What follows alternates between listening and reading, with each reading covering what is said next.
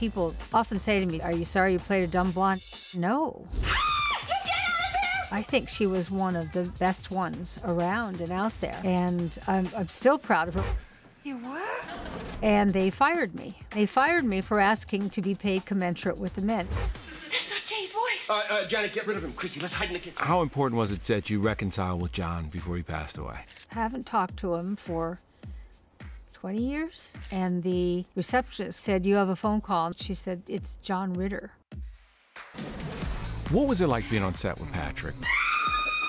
Patrick directed the bulk of the shows, so all these kissing scenes that we have, we'd be locked in an embrace, but he'd be going, move to the right, move over to the right just a little bit, let's just get, and we would start laughing so much.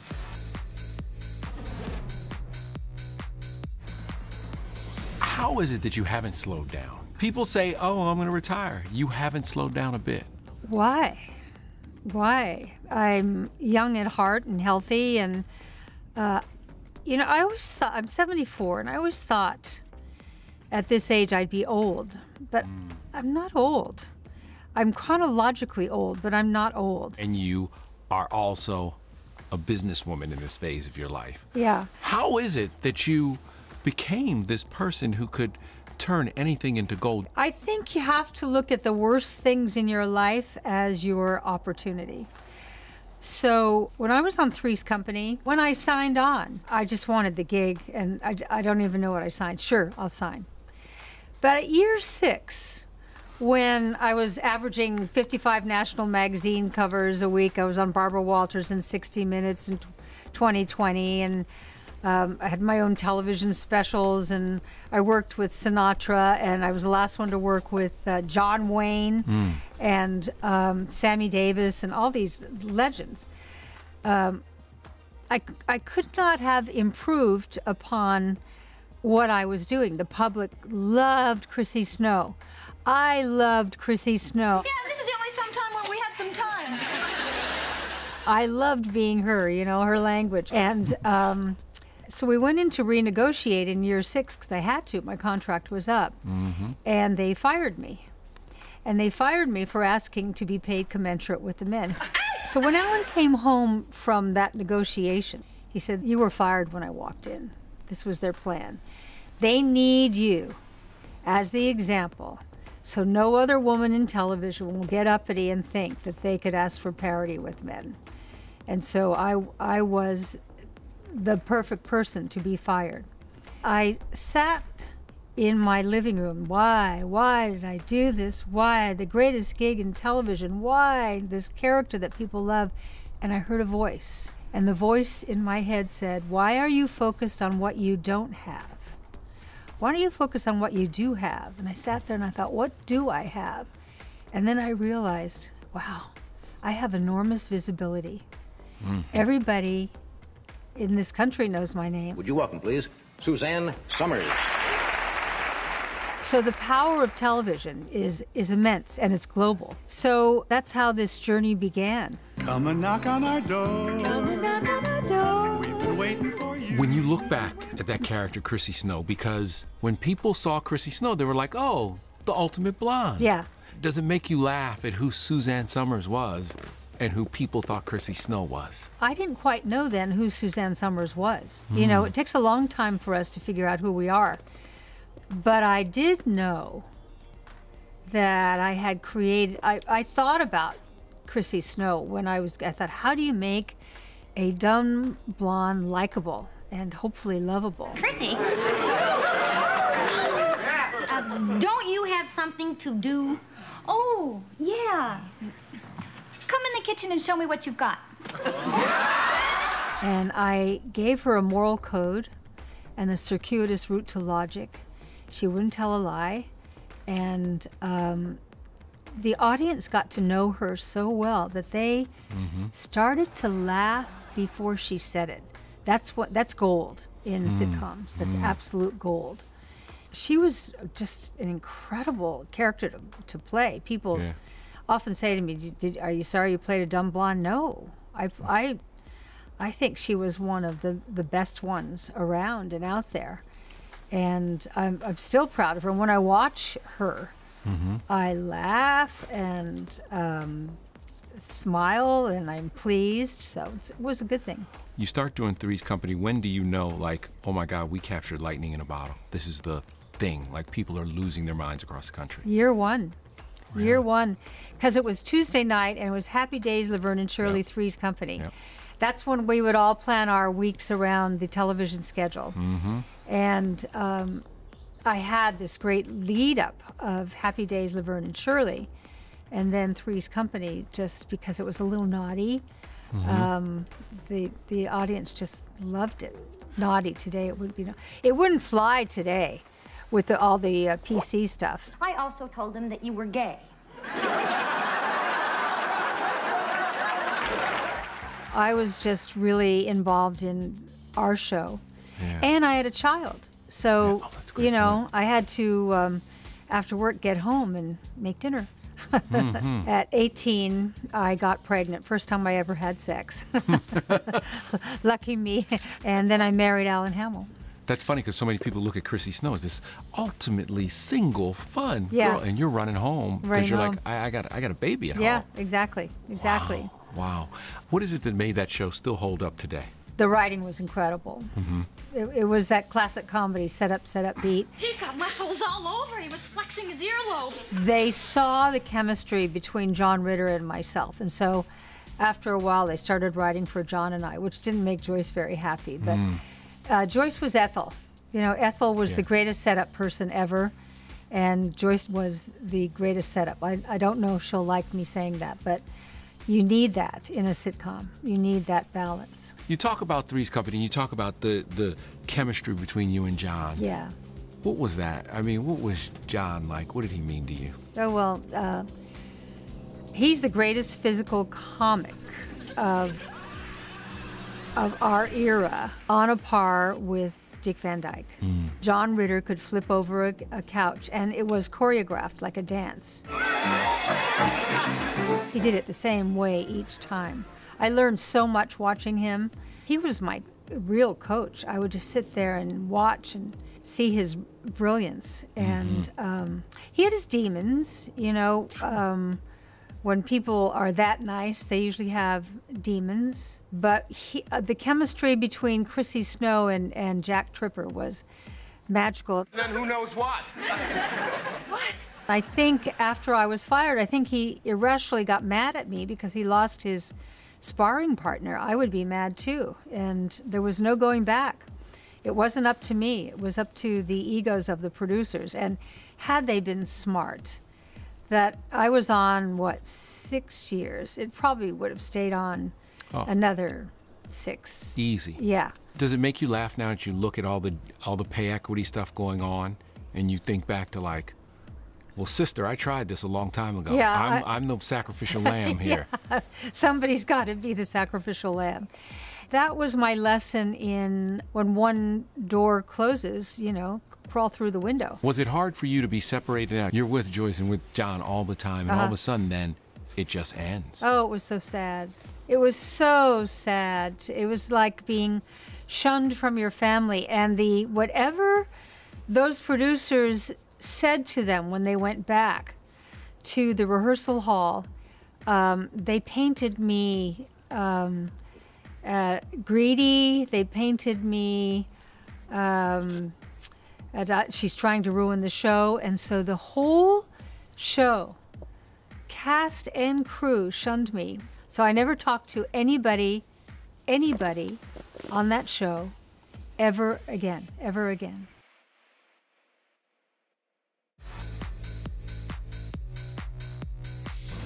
I'm Chrissy. Hi. And this is Janet. Oh, yeah. I remember you. You were at the party last night.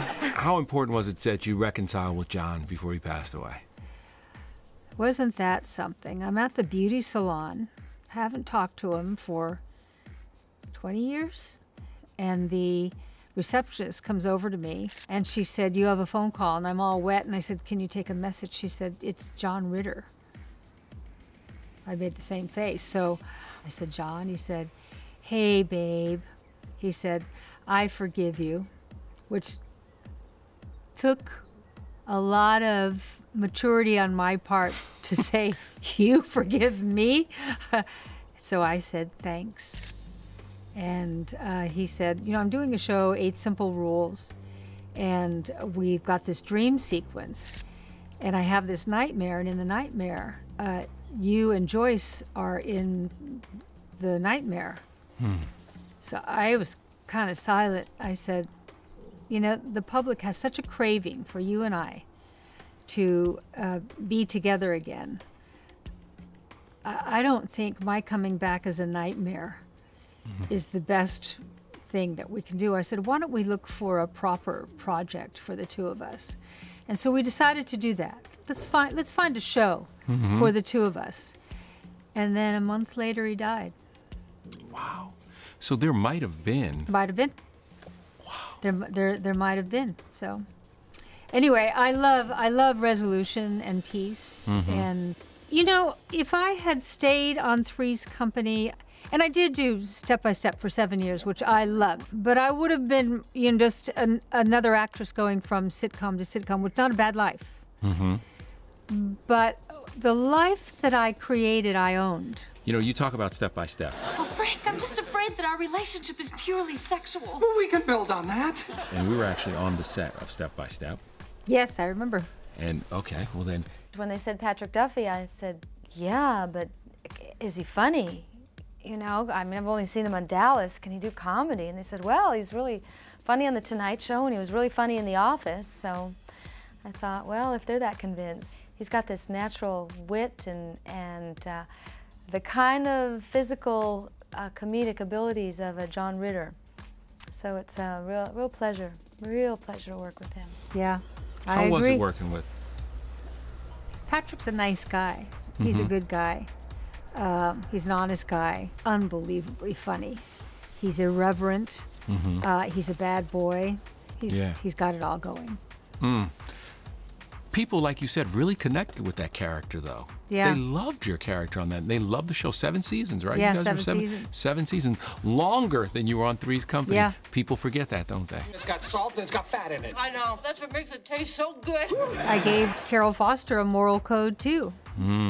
What she wouldn't do, and she had all those kids, and yet that show was about Carol and Patrick Duffy's character trying to get laid.